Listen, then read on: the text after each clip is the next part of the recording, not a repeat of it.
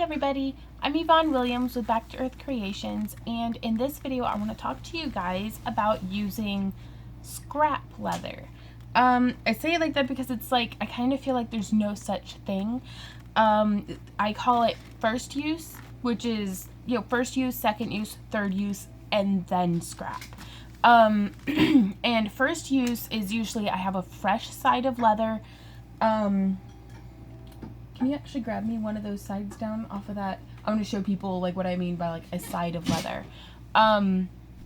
Where it's fresh from the leather store. It might be, I'm making a big project and I need all the pieces, like a corset or something. I need all the pieces. That looks great. So this is an example of a side of leather. It's in a roll. It's already been cut into. Yeah, like I've cut into it a bit. This is what I use for my leather vests. But there is still so much more. Like it's like a fresh bolt of fabric. And the leather that I cut out of it was my first use from this bolt. Thank you, love. Second use is the stuff like these pieces here. They're quite large. Like these ones are very thick. Randy actually just went through and processed. I don't know if you can see, we've got this tan bin behind us. Which you may have seen in a few other Which, videos. yeah, you've probably seen it lurking around the craft room in previous videos. But we save up all of our scrap all year in this bin. Scrap. I mean, but it's basically all of our, it's had its first use. I don't have any other immediate projects that I can do anything with it with, so it goes into the bin. And then about once a year, sometimes twice, depending on how much leather work we've been doing, Randy will do me the favor of going through and picking out all the pieces. And we have a template here of one of the products that we carry in our booth, which is... It's not always this. This is just what you... Yeah, this is what we went through this time with. But it's a bracer that also, off of this same exact template, you can cut out pieces and layer them for a more interesting bracer, or like pauldrons, or just all sorts of stuff. But I found that for me personally, this one design, you can even take them and have them joined together end to end. What are the dogs doing? The dogs have bones, and so they're like noisily making out with their bones. You can join them end to end and make really cool like hip hugger belts. I mean, the possibilities are endless, and the templates are only limited by your creativity here. Like, it's like you can do whatever you want with them. But you can see here, Randy went through on the scrap leather and scored out the line for this mini bracer is what we call them. So this is second use leather, and a lot of the times there'll be some blemishes. There'll be some imperfections that will make us have to get a little creative with working around those things. Like this one here, this was from, I'd gotten some barrel dyed vegetable tanned leather, and I had cut out, you can see I was doing like a corset front, but I cut it out like way wonky.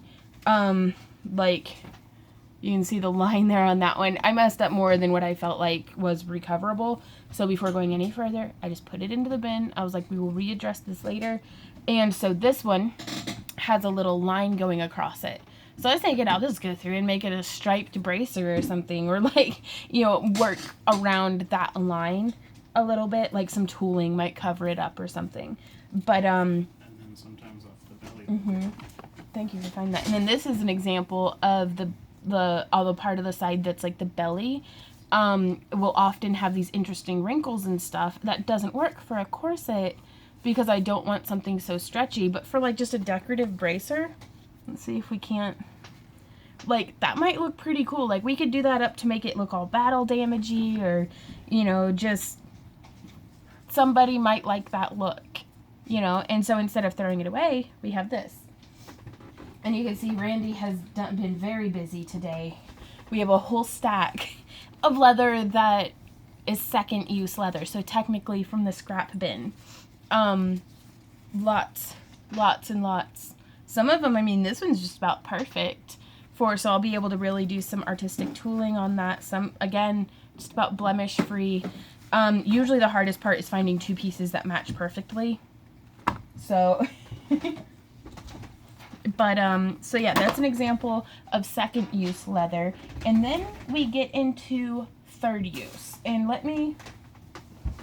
this is what our scrap bin has boiled down to. So this is still all that we have left.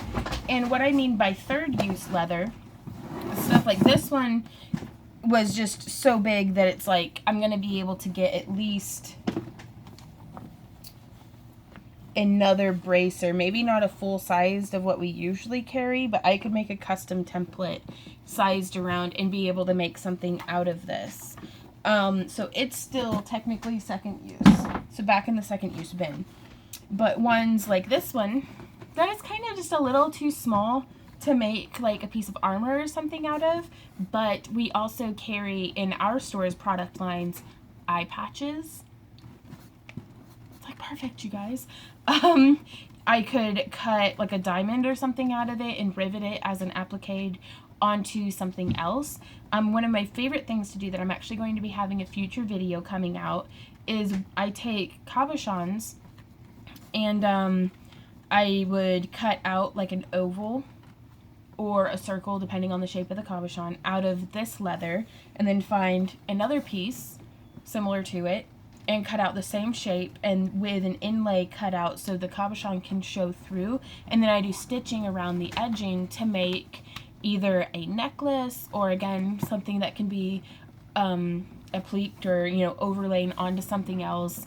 And so it's like for smaller jewelry pieces, or even something like this one, I could go through with a strap cutter and make little pieces that could overlay on a bracelet. You can always go through and where's some of that thin stuff at? No, that's really thick. Some of this thinner leather, just cut out leaf shapes, get it like case it and like twist it up in some really cute leaves that you can rivet to things or use for like earrings or hair pieces. I mean, so many countless applications. So this is still third use leather. And it's just There are some straps. Oh, are there? Yeah, like some of the longer weird pieces like this, it's like we could totally go through and cut some straps out of this and like for buckles for something. I mean, just you never know what you're going to need until you're working on it and you're like, I'm gonna rummage through the scrap bin. But again, even then, usable scrap. Like scrap has such a, oh, it's just trash, but it's like, no, there's a lot of use here. And then we have what I consider scrap, and we have it bagged up right now, just because we ran out of bins and boxes to put it in. And these are the pieces that are like this, that are just kind of, there's a lot of it there, but it's like kind of wonky and stuff. Now you could use this to experiment with stamps or tools if you wanted to. Sometimes, usually whenever I'm experimenting with dye batches, I try to practice on like a corner or a piece of scrap from the project I'm going to be dyeing, because this side of leather that I bought probably like at least a year ago is probably not going to stain the same as this leather that I bought earlier this month. It might match up perfectly, but sometimes they just don't behave the same. And a lot of it's like little pieces like this. And what I do is I put it into my long-term compost. I have a compost bin that I put my cat's litter box. Like whenever I muck out her litter box, I put it into this bin because I'm like, I'm gonna let it rot for like 5 years. So I put the leather in there and everything, and it breaks down perfectly fine. So like we've got in those bins, we have very active earthworm activity, and I always take cues from the like the kind of microcosms of bacteria and fungus and worms and different things that are living in my compost bins, because once it goes past its initial heat wave, those bugs and stuff will come in there and start breaking everything down. And if it's very toxic or like something, then the earthworms aren't going to be there. And they are. So I'm like, okay, this will work.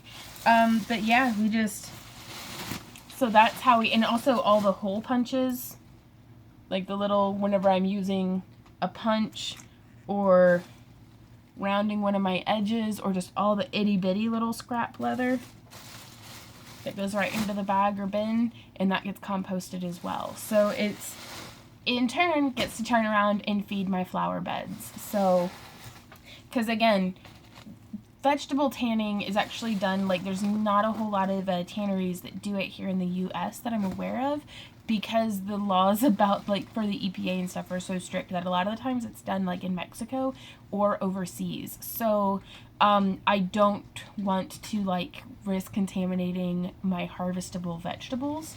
So I just put these into my ornamental beds, and we have really active like bumblebee and butterfly, so active pollinator populations in those beds. So again, it seems to be okay. So if I were seeing like bumblebees falling dead out of the flowers, I'd be like, maybe I should stop doing that. But until research shows otherwise, either online or through my own anecdotal personal experience, I think I'm going to keep doing it. Because, I mean, it can't be any worse than the glyphosate and, like, motor oil that's all over, like, my neighbor's yard. You know, so it's, I don't know, picking my battles. But, yeah, those are just some things that I wanted to show you guys for, I don't know, I guess to enable all y'all other hoarders out there to be like, oh, yeah, we need to save this. It's like, yes, save it. Put it into a bin and forget about it. But no, really, like, I've got, like, 5 or 6 more drawers of leather that still need gone through. But, I mean, for the most part, it doesn't go bad, so there's no sense in throwing it away. And even if you're going to throw it away, put it somewhere where, you know, it's going to benefit you. So, yeah, we're going to get back to work, but I wanted to show you guys these ideas that I wish I had known about right from the get-go, because I felt so overwhelmed. Like, you know, I just spent $200 on this side of leather. I want to use every single little bit, but what on earth am I going to use this for? I actually have a couple of pieces specifically set aside for another tutorial where I'm going to show you guys some tooling variations. So it's, you never know how or when you're going to be able to end up using something. So I do hope that this tutorial, not really tutorial, just like chat, was helpful to you guys, and maybe gives you some different ideas about things that you might be able to do in your craft room to utilize your scrap leather. If you guys have any ideas, questions, or comments, I'd love to hear from you. I'm always looking for new ways of doing things. If you enjoy my free tutorials and would like to support the creation of more of them, please check me out on Patreon. There's a link down in the video description below where you can go, and pledges start at just $1. And just, I don't know, there's a lot of cool stuff going on there. Free coloring pages, bi-monthly fairy house giveaways, some original pieces of art are periodically given away, just, I mean, tons of stuff. So even if you don't pledge, you can still make a Patreon account and just follow to see what's up over there, because I post a lot of, like, free for everybody stuff onto the Patreon page. So, and also, if you want to support our work but don't necessarily want to become a patron, just liking, sharing, subscribing, letting me know what you think, like, every little bit of support is greatly appreciated. So thank you guys so much. Happy crafting, and I'll see y'all around. Have an awesome day, you guys. Mwah. Bye.